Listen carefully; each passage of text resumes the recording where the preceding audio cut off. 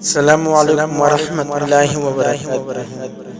یہ ویڈیو شب برات کے حقیقی فضائل اور احادیث کی روشنی میں اس رات کے اعمال کو واضح کرے گی۔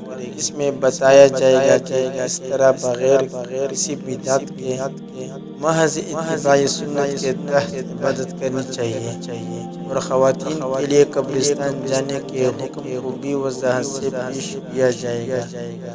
شب برات کی حقیقت کیا ہے؟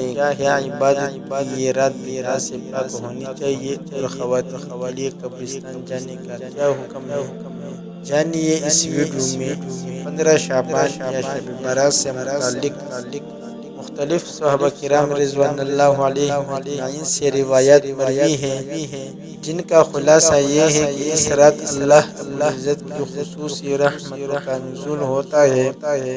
نیز اس رات کو عبادت کرنا، اس سے اگلے دن یعنی 15 شعبان کو روزہ رکھنا، اور بغیر کسی التزام اور اہتمام کے ساتھ اس رات قبرستان جا کر مرحومین کے لیے حدود شرعیہ میں رہتے ہوئے ایصال ثواب کرنا، یہ سب احادیث سے ثابت ہے۔ اس لیے مروجہ بدعات سے بچتے ہوئے محض اتباع سنت نبوی صلی اللہ علیہ وآلہ وسلم کے طور پر ان امور کا اہتمام حسب توفیق کرنا چاہیے۔ قرآن، حدیث اور اسلامی تعلیمات کے مطابق شب برات کی حقیقت میں عبادات، روزہ، دعا اور ایصال ثواب کے احکام کرنا چاہیے۔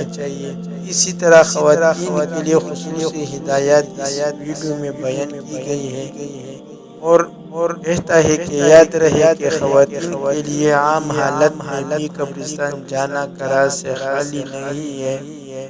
خصوصاً موجودہ حالات میں شعبان کی 15ویں شب میں خواتین کے لیے قبرستان میں جانا بالکل بھی مناسب نہیں ہے۔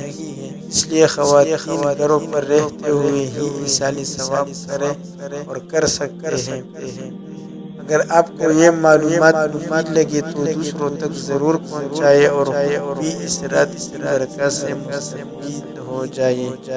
اللہ تعالی ہم سب کو اس پر عمل کرنے کی توفیق عطا فرمائے، آمین ثم آمین۔ اسی طرح ہر قسم اسلامی اور اصلاحی ویڈیوز کو حاصل کرنے کے لیے چینل کو سبسکرائب کیجیے اور آگے شیئر کیجیے۔ شکریہ، جزاک اللہ خیرا کثیرا، واحسن الجزاء، والسلام۔